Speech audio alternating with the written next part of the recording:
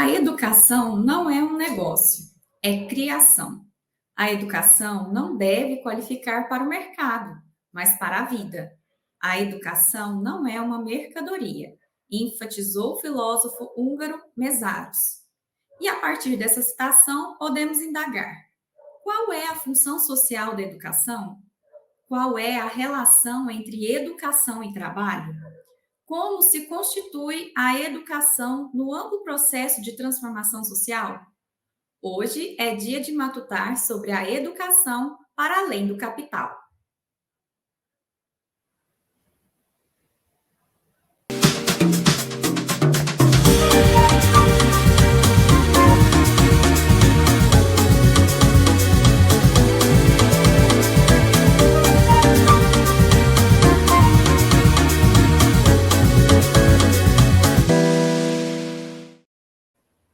Olá, eu sou Talita Franco, uma mulher de pele branca, cabelos cacheados na altura dos ombros. Estou vestindo uma camisa na cor rosa. Ao fundo eu tenho uma estante com livros e um armário na cor bege. E o nosso intérprete de Libras que está aqui conosco é o Marcelo Bessa, um homem de pele clara, cabelo e barba de cor preta e vestindo uma camisa também na cor preta. Hoje vamos matutar com o professor Caio Sgarbi Antunes, da Faculdade de Educação Física e Dança da Universidade Federal de Goiás. O professor Caio é licenciado em Educação Física pela Universidade Estadual de Campinas, mestre e doutor em Filosofia da Educação pela Universidade Estadual de Campinas, é professor da Faculdade de Educação Física e Dança da Universidade Federal de Goiás e tem experiência nas áreas de filosofia da educação e fundamentos da educação. E você que tem interesse de saber mais sobre o currículo do professor Caio, pode acessar o QR Code que está disponível aqui na tela. Professor Caio Antunes, seja muito bem-vindo aos diálogos do Matutando pela Ciência. A educação para além do capital é o título do ensaio elaborado por Mesaros para a conferência de abertura do Fórum Mundial de Educação, que ocorreu em Porto Alegre no ano de 2004. Professor Caio, seus estudos e pesquisas sobre educação e emancipação estão relacionados à investigação do pensamento de Mesaros. Fala um pouquinho para a gente o que é a educação para além do capital e como pensar a sociedade tendo como centralidade o ser humano? Bom, em primeiro lugar, bom dia, tanto a Thalita quanto ao nosso camarada intérprete e todas as pessoas que estão aqui nos bastidores. Bom dia, ou boa tarde, ou boa noite, a depender do horário que estamos assistindo. A todas as pessoas que nos veem, aqui pela TV UFG. E também, agradeço mais uma vez a gostosa oportunidade de estar com o pessoal do Matutando. Não é a minha primeira vez, eu espero que esteja longe de ser também a minha última. Meu nome é Caio Antunes, eu sou também um homem branco, com cabelos curtos e grisalhos, uso um par de óculos pretos, visto uma camisa xadrez, de tons azul claro e bege, e ao meu fundo uma parede branca com vários quadros, uma planta e também várias outras tralhas amontoadas. Bom, começando então o nosso diálogo, sobre a formulação teórica de István Mesaros. István Mesaros foi um filósofo húngaro de nascença, mas que produziu a sua obra vivendo na Inglaterra, nascido em 1930 e falecido há poucos anos atrás, agora em 2018. Falecido há pouco tempo, um grande teórico, um grande filósofo de orientação teórica marxista. Bom, o que é, então, educação para além do capital em Mesaros? Educação para além do capital é o título, como a Thalita bem disse, de uma conferência que o Mesaros proferiu em Porto Alegre no ano de 2004, no Fórum Mundial de Educação, se não me falha a memória. Mas essa conferência, como o próprio nome já diz, é uma conferência, portanto, é uma fala bastante abrangente e que toca em pontos importantíssimos da sua obra, mas não os aprofunda por ser, mais uma vez, uma conferência. Bom, dito isso, em primeiro lugar, essa conferência ela é uma transformação em palestra de um dos capítulos da primeira grande obra do Mesaros, escrita em 1970. Tá? Ele escreveu um livro muitíssimo importante chamado A Teoria da Alienação em Marx, e o último capítulo desse livro é justamente sobre educação. Este capítulo é transformado nessa conferência em 2004, e depois, em 2007, ele escreve um outro texto específico sobre educação, chamado Educação, dois pontos, o desenvolvimento contínuo da consciência socialista. São esses os três grandes textos sobre educação, numa obra enorme, numa obra que tem seus primeiros trabalhos na década de 50 do século passado e que produz vastamente, né, imensamente até os anos de 2018, quando ele falece, deixando a sua última grande obra inacabada. Nessa obra toda, a educação ocupa um lugar importante. E para entender o que é educação para além do capital, a gente tem que entender duas coisas. A primeira, capital é diferente de capitalismo. Capital e capitalismo não são fenômenos sociais que coincidem. O capital é uma relação social muito longa na história da humanidade, segundo o próprio Mesaros, milenar.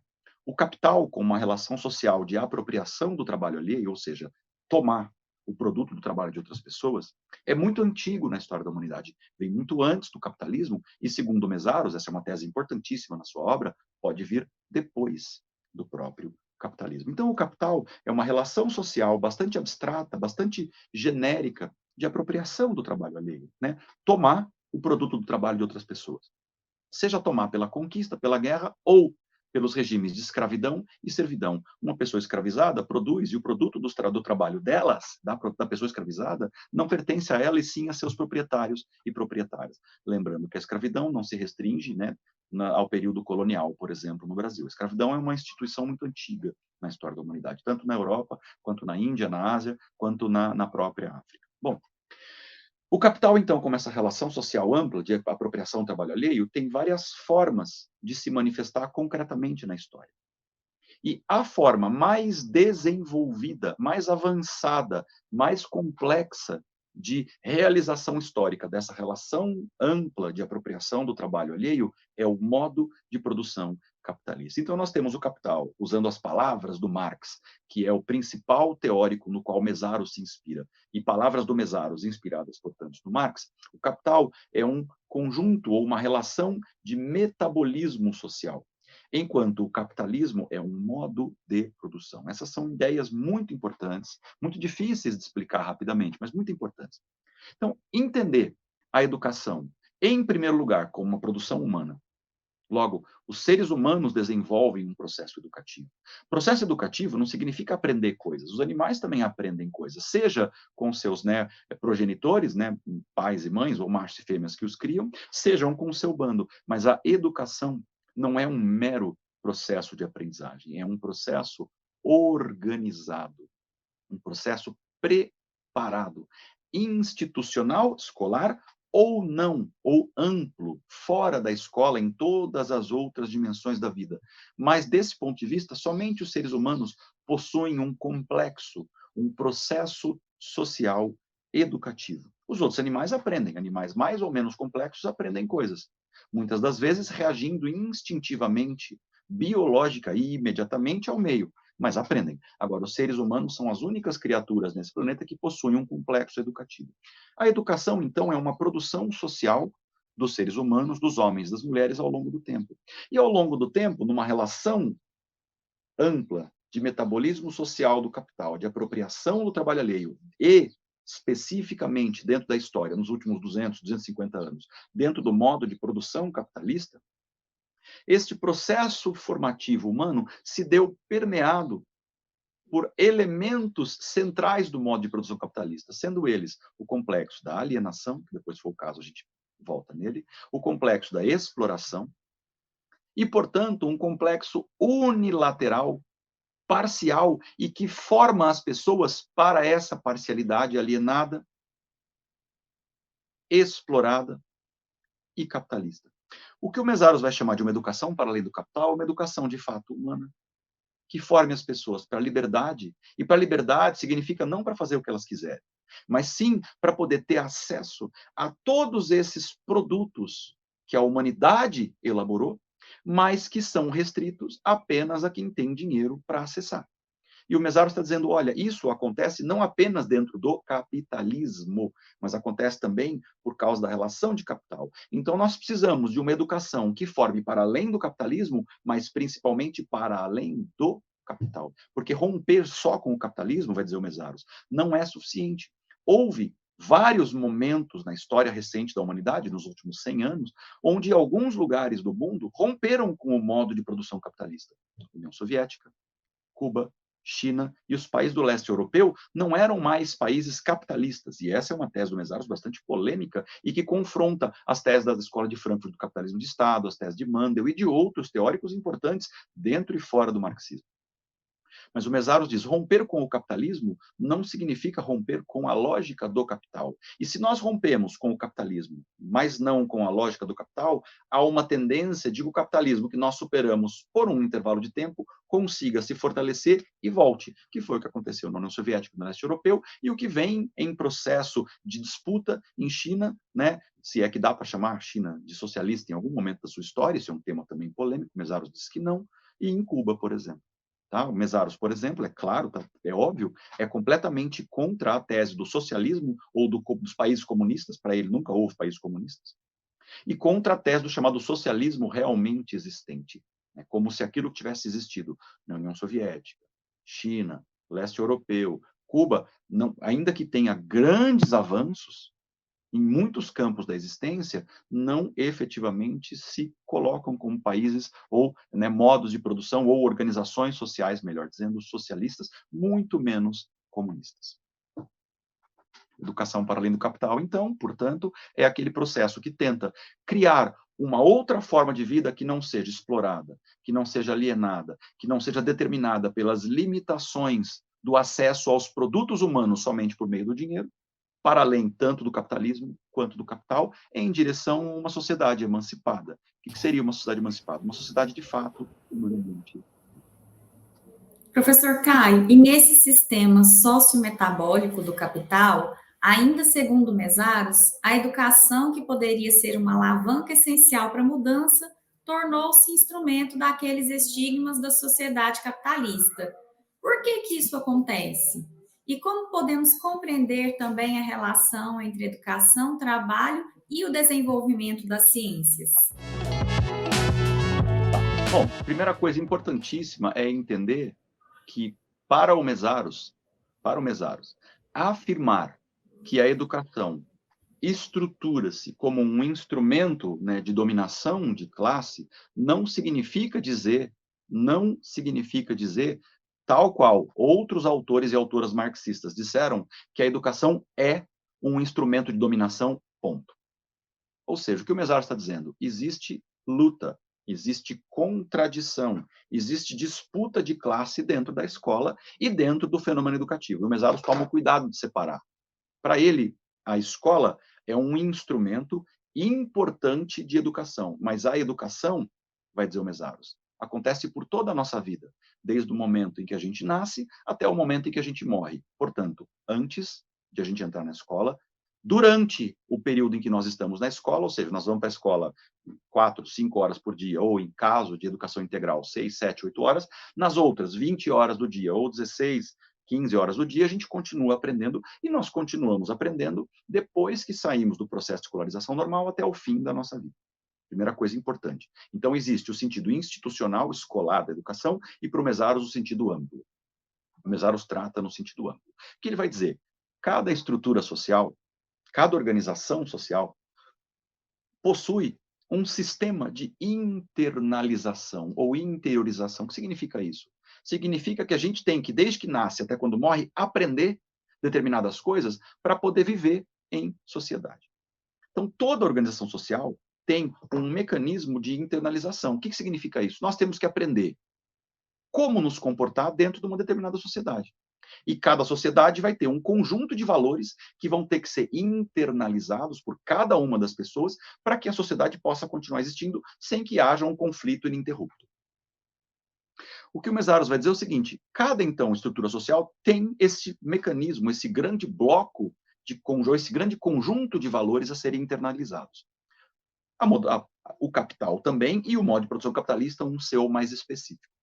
Quando nós vivemos e nascemos numa sociedade capitalista, a gente, então, aprende um conjunto de valores, um conjunto de comportamentos e um conjunto de técnicas de atuação para aprender a se comportar dentro do capitalismo, seja em termos de valores, seja em termos de ação.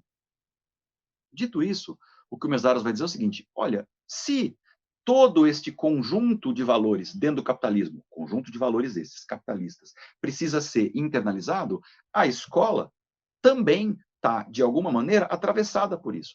Ainda que dentro da escola haja disputa entre pessoas que entendem que este conjunto de valores tem de ser perpassado, por exemplo, empreendedorismo na escola desde educação infantil, substituição de aulas de história, sociologia, geografia, filosofia, por exemplo, economia doméstica, coach na educação infantil e outros discursos como esse, tem gente que concorda com isso. Então, tem gente que entende que os valores que a escola, como instituição formal, dentro da esfera da educação, como a vida toda, o conjunto de valores, então, que esses espaços têm de internalizar nas crianças, desde a mais tenra idade, são os valores do capital.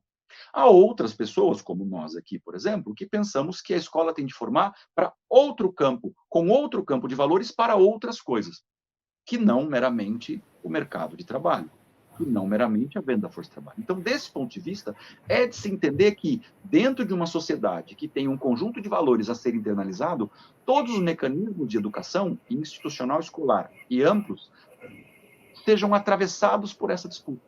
Então, o Medeiros dizendo, olha, a educação é um mecanismo importante de luta pela liberdade ou emancipação humana, mas é de se entender que eles estejam atravessados pelo conjunto de valores que cada sociedade pretende internalizar. E dentro do capitalismo, há uma disputa muito intensa entre o conjunto de valores capitalistas a serem internalizados e aquele conjunto libertador, emancipatório, que os autores e os bons autores e as boas autoras marxistas defendem. Professor Caio, é bem complexo, mas também essencial compreender, né, o papel da educação na construção de um projeto societal emancipatório. E esse diálogo não terminou. Continuaremos no próximo bloco. Fique conosco. Até já.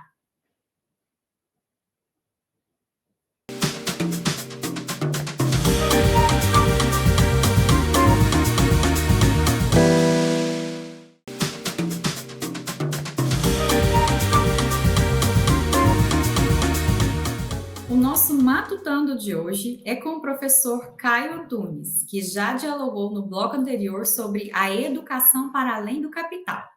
Esse diálogo continua agora com a participação de estudantes do IFG através do quadro Que Ciência?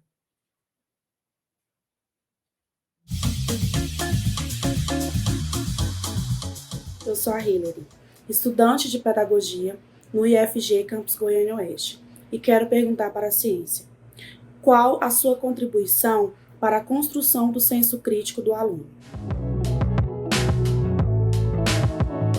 Bom, essa é uma pergunta importantíssima, né? Vou respondê-la para caber dentro do bloco, rapidamente, mas duas coisas a gente precisa pensar. Primeiro, o que é ciência? E a ciência é uma forma de produção do conhecimento, então existem muitas outras. Cada uma dessas formas tem seu jeito de proceder. A arte é uma forma de produção do conhecimento. O mito e a religião são outra forma de produção do conhecimento. A filosofia é uma terceira forma de produção do conhecimento e a ciência é uma quarta. Isso está indicado por um filósofo chamado Platão. Vocês talvez tenham ouvido falar dele no ensino médio. Bom, qual é a especificidade da ciência? Diferentemente, por exemplo, da arte ou da religião, do mito. A religião, em especial, não precisa se justificar. A religião produz um determinado conhecimento, às vezes conhecimentos muito válidos, verdadeiros, muito válidos e importantes, civilizatórios, educacionais, mas ela não precisa se justificar. Para a religião, porque aquela determinada divindade, cada religião tem a sua ou as suas, não existe um único Deus ou deusa, existem pelo menos uns 3.000 deuses e deusas catalogados, cada religião vai estabelecer o seu ou a sua, os seus ou as suas como mais importantes, mas somente é o mais importante para aquela religião. Bom, para a religião, então, determinada coisa está dita ou é falada simplesmente porque é revelado, porque consta na fala de algum desses deuses ou deusas ou em algum livro escrito, aliás, por pessoas. E simples assim, é, porque está dito. A ciência, diferentemente, tem de justificar as suas respostas. Ou seja, chegamos a essa conclusão a partir deste e deste passos. E se alguém disser, opa, o terceiro passo está errado, a ciência tem de se rever. Isso não é possível na religião. Se alguém disser, opa, mas isso aí está errado, a religião vai dizer, não está errado, não tem como estar errado, porque está dito, sempre foi assim, é assim e sempre será. Então, a ciência nos ensina sempre a perguntar. Esse é o primeiro aspecto. Segundo, existem concepções distintas. A ciência não é una e não é uma só. Então, isso fica para a gente pensar um pouquinho e conversar, quem sabe, em outro momento. E a nossa contribuição com a questão da estudante é a indicação das atividades do Núcleo de Estudos e Pesquisas em Psicologia, Educação e Cultura da Faculdade de Educação da UFG. E dando continuidade, professor Caio, você afirmou que Mesaros é um autor pouco conhecido na pesquisa em educação no Brasil. Por quê? E quais são as contribuições do pensamento de Mesaros para a pesquisa educacional brasileira? Bom, primeira coisa é o seguinte, né? Esse texto, de onde saiu essa informação, é um livro que eu tenho escrito, né? Sai em 2012. De 2012 para cá, vão-se 11 anos. Mesaros, naquele momento, era um autor que estava reentrando dentro do Brasil. Mesaros teve uma entrada no Brasil no final da década de 80 do século passado. Algumas pessoas, alguns círculos teóricos universitários leram Mesaros, mas Mesaros entrou numa espécie de esquecimento. Ele foi deixado um pouco de lado, ele foi sendo menos e menos lido, e lido apenas por poucas pessoas na década de 90. Quando, em 2002, Mesaros entra com força no Brasil de novo, um pequeno grupo de pessoas começa a lê-lo. E até 2012, havia algumas pessoas estudando Mesaros, mas principalmente dentro das ciências sociais, em especial na sociologia do trabalho. Mesaros é um autor ainda muitíssimo pouco lido na filosofia e pouco ou menos lido na educação, mais lido nas ciências sociais. Só que de 2012 até agora, 2023, mais gente começou a estudar o Mesaros com mais força. Então, aquilo que eu disse lá em 2012 ainda é parcialmente válido para hoje. Mesaros ainda é um autor pouco conhecido, embora mais do que lá nas ciências sociais, e ainda pouco conhecido na educação. Ou, melhor dizendo, na educação conhecem a palestra, a Conferência Educação para Além do Capital, mas ele é menos lido nos seus trabalhos importantes, que alguns deles têm mais de 1.500 páginas. Então, desse ponto de vista, é necessário estudar Mesaros, por quê? E aí eu acho que é a grande contribuição do pensamento de Mesaros, não apenas para a pesquisa educacional, mas como estamos falando de educação, para a pesquisa educacional. Mesaros coloca a educação em contraponto de maneiras muito criativas e originais com o restante da estrutura social, da qual a educação é uma forma de manifestação. Então, o Mesaros nos obriga a pensar educação e relações sociais com outros caminhos diferentes ou, às vezes, até polêmicos em relação aos caminhos complexos. Quando o Mesaros diz, olha, não basta confrontar o capitalismo, precisamos confrontar o capital, muito da pesquisa educacional crítica, e dentro da pesquisa educacional crítica, aquela marxista, e dentro da perspectiva educacional marxista crítica, aquela mais cuidadosa, porque tem uma pesquisa marxista que é bem menos cuidadosa, não vamos entrar nessas polêmicas agora, a gente passa muito tempo, mas dentro da pesquisa educacional crítica marxista cuidadosa, muitas vezes o capitalismo foi o inimigo, quando o Mesaros está dizendo, ele é o inimigo, mas o inimigo é maior do que ele. Então, somente atacar o capitalismo não é suficiente, é um passo imprescindível, mas não é suficiente. E somente isso já é uma contribuição imensa, que nos leva a pensar numa outra educação, não apenas uma educação anticapitalista, mas uma educação para além do capital. Professor Caio, quantos saberes e aprendizagens vivenciamos nos nossos diálogos de hoje aqui no Matutando. Muito obrigada. Mas ainda estamos instigados para saber mais. Por isso, gostaríamos de solicitar a você uma indicação de uma produção cultural sobre a temática e sobre tudo isso que conversamos aqui hoje.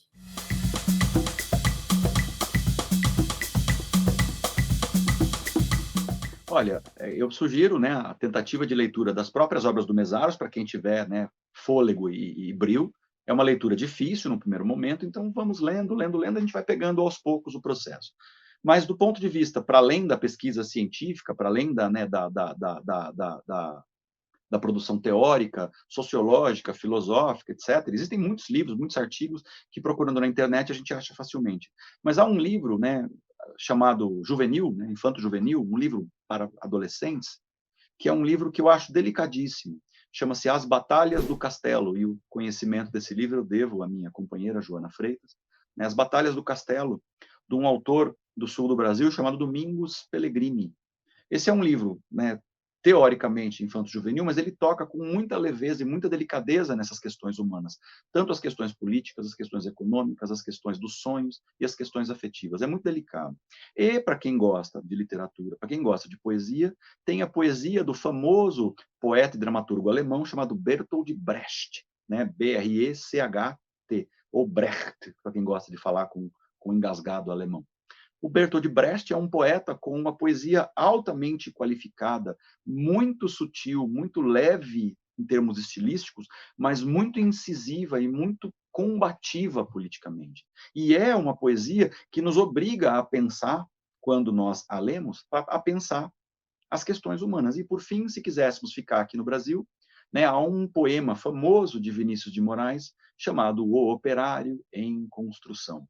Essas três coisas a gente acha na internet, tanto o livro Domingos Pellegrini, em PDF, quanto toda a poesia compilada do Bertolt Brecht em boas traduções para o português, quanto o Operário em Construção do Vinícius de Moraes, tanto o texto escrito, quanto, por exemplo, se vocês procurarem, isso dá mais trabalho de achar, mas um show do Taiguara, afinado Taiguara, que recita durante o show o Operário em Construção do Vinícius de Moraes, de ponta a ponta. E para quem gosta, João Cabral de Melo Neto, Guimarães Rosa, que são também romances e poesia muito, muito, muito expressivos da realidade conflituosa, contraditória, violenta e exploradora da Constituição do nosso sofrido país. Bom, né, agradeço imensamente, mais uma vez, por esse convite para estar com vocês no Matutando. Para mim é sempre uma alegria imensa e espero, né, não apenas que a gente possa continuar esses diálogos, mas que, de alguma maneira, essas nossas conversas tão importantes cheguem, né, nos nossos estudantes, nas nossas estudantes, tanto universitários, né, quanto do ensino médio e, quem sabe, até do fundamental, por esse Brasil afora. Mais uma vez, muito, muito, muito obrigado. É sempre uma alegria e uma honra. Professor Caio, mais uma vez nós agradecemos por você compartilhar conosco os seus conhecimentos. Nosso muito obrigada. E obrigada também à equipe da editora do IFG, em especial a professora Vanderlei da Rosa, pela proposição deste episódio. Siga as nossas redes sociais e continue acompanhando o Matutando pela Ciência. Até a próxima sexta. Tchau, tchau!